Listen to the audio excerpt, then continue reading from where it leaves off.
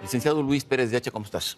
Mucho gusto, Jaime, de estar aquí de nuevo con ustedes. Te agradezco mucho que hayas aceptado la invitación, abogado.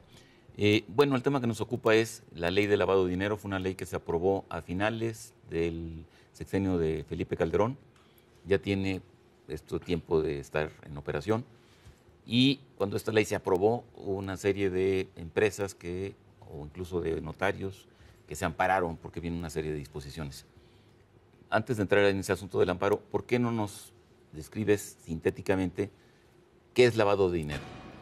El lavado de dinero es el fenómeno en función del cual las ganancias provenientes de actividades ilícitas de cualquier tipo, Jaime, generalmente se ve al narcotráfico, el tráfico de armas, tráfico de personas, tráfico de menores, Robo, delincuencia organizada, se perciben como actividades ilícitas, pero también es cualquier tipo de actividad ilícita. El dinero proveniente de dichas actividades se convierte en lavado de dinero cuando se incorpora al sector formal a través de un proceso bien determinado en nivel internacional para que el dinero proveniente de actividades ilícitas, de dinero mal habido, se considere como dinero bien habido.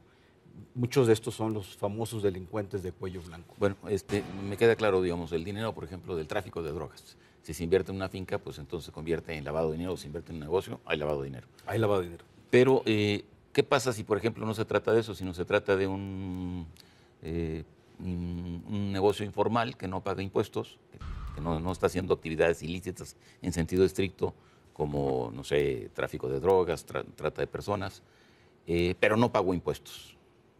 Porque es informal. Entiendo perfecto. La pregunta, a nivel internacional hay un gran debate sobre esto, en la sede de la OCDE y de otros países. México adoptó una línea, que es el dinero proveniente de fraude fiscal forma parte de lavado de dinero en la medida que se incorpore al sector formal. Entonces, evidentemente no es un mecanismo así de sencillo, se necesita acreditar, pero basta con que cometas fraude fiscal para que ya estés en un problema mayúsculo. Digamos que el lavado de dinero puede percibirse, en este caso del fraude fiscal, como un postre de un pastel más grande, es una cereza del pastel. Ahora, las sanciones son para el que está lavando el dinero y para el que se vuelve cómplice del lavado de dinero. Quiero decir, y al que asesora el lavado de dinero. En este caso, notario, aquí apliquemos un refrán popular. Lo mismo da el que mata la vaca como el que le coge la pata. Bueno, así entonces, de fácil. Por ejemplo, esto involucra a notarios. Esto puede involucrar notarios, asesores legales, asesores financieros, asesores contables, los desarrolladores inmobiliarios. Solo se pide como condición en la ley que se tenga conocimiento que ese dinero es mal habido. Un grave problema, porque problema. Si yo, por ejemplo, tengo una finca y la quiero vender y llega un señor asesorado por una inmobiliaria y me dice yo se la compro, bueno, yo puedo asegurarme hasta cierto punto pues, que el hombre no es un traficante de drogas porque tiene un negocio establecido, pero no puedo garantizar absolutamente que ese negocio esté pagando normalmente sus impuestos y que no esté haciendo defraudación fiscal. O que no es dinero de un narcotraficante que utiliza un prestanombres o que utiliza una empresa pantalla. Por eso se establece como condición que tú, vendedor, sepas que ese dinero es mal habido, que es el gran problema que tiene el lavado de dinero, el demostrar el delito. Si yo no conozco, porque así lo exige la ley, que ese dinero es para lavar actividades ilícitas, no me pueden involucrar. Sin embargo, en situaciones de hecho, sí se presentan casos en donde tenemos problemas y los estamos viendo con alguna frecuencia, incluso llegando a extremos de la figura esta de extinción de dominio, en donde llega el Estado y toma la propiedad del bien, porque así se lo permite la Constitución, no en la figura de expropiación, sino de extinción de dominio por realización de actividades delictivas. Bueno, entonces pongamos el caso, por ejemplo, un dueño de una finca, de una casa, de un edificio, que renta esta propiedad y Bueno, se mete ahí una persona que está vinculada con alguna actividad ilícita.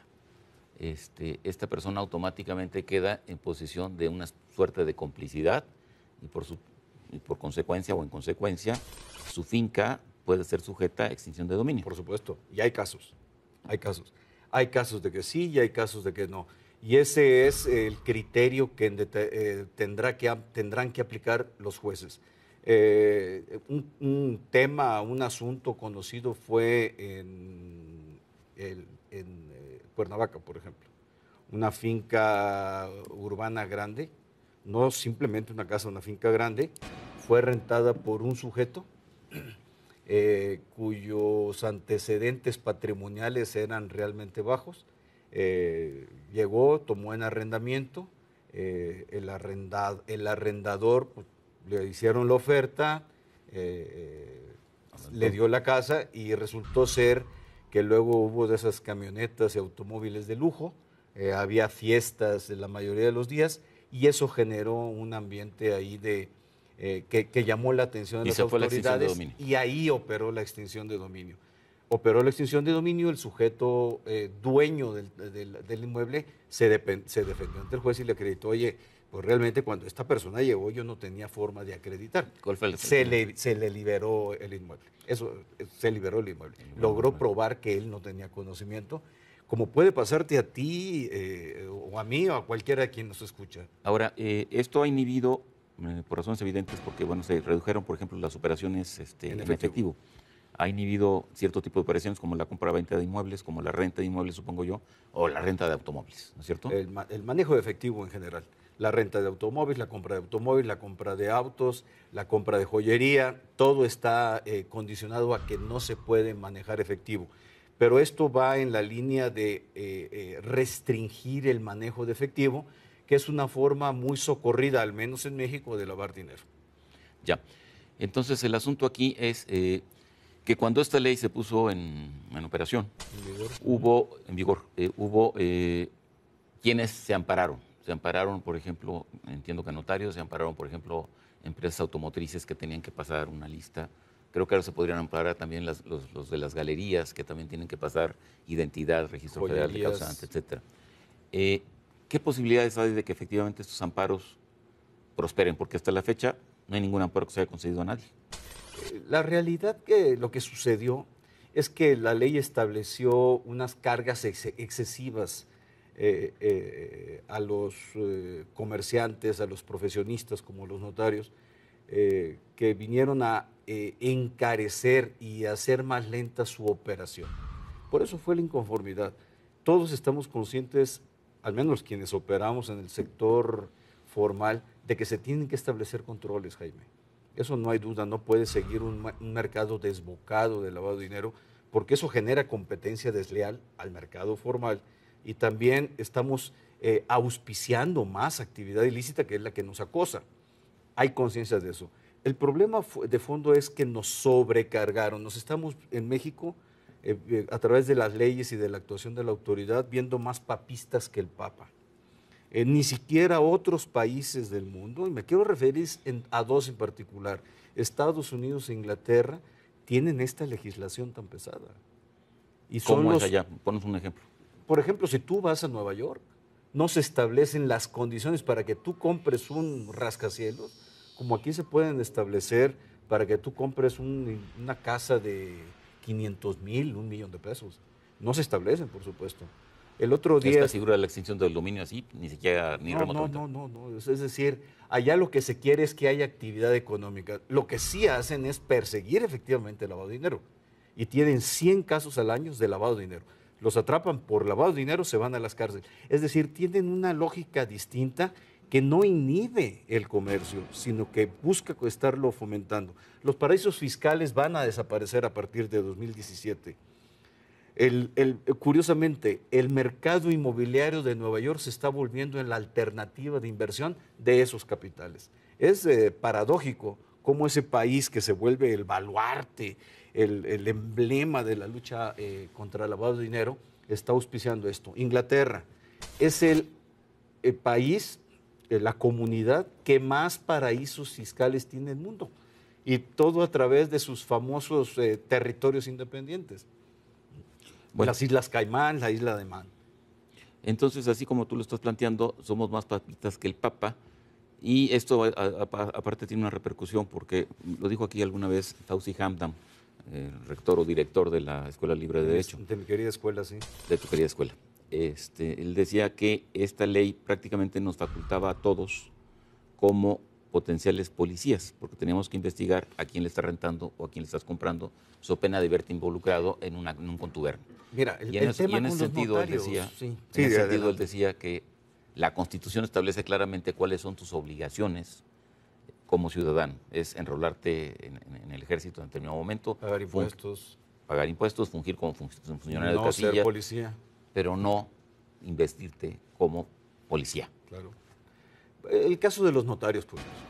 Tú ve y celebra una operación con notario público, sea inmobiliaria, o para constituir una sociedad, o para otorgar un poder. Es una requisitoria amplísima que ni siquiera para sacar el IFE o un pasaporte te piden.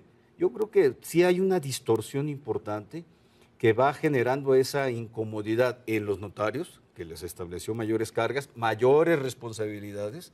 Los desarrolladores inmobiliarios también se quedaron ahí atorados en un mercado que es fundamental para México. El mercado al menudeo, como la joyería, otro que no es al menudeo porque es muy relevante en el país, la venta de automóviles. Todo eso sí ha resentido, por supuesto, la ley antilavado. Por eso los amparos.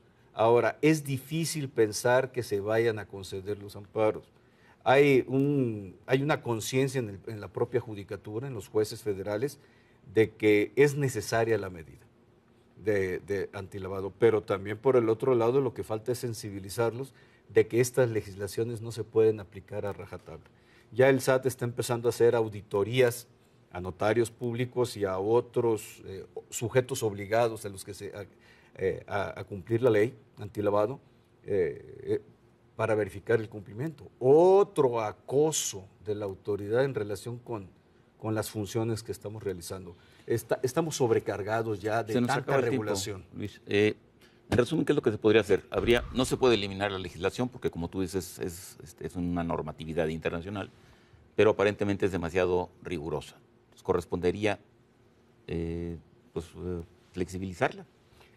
La ley es de claroscuros, es de sabor agridulce, es necesario tenerla en ciertos aspectos, es necesario flexibilizarla en otros.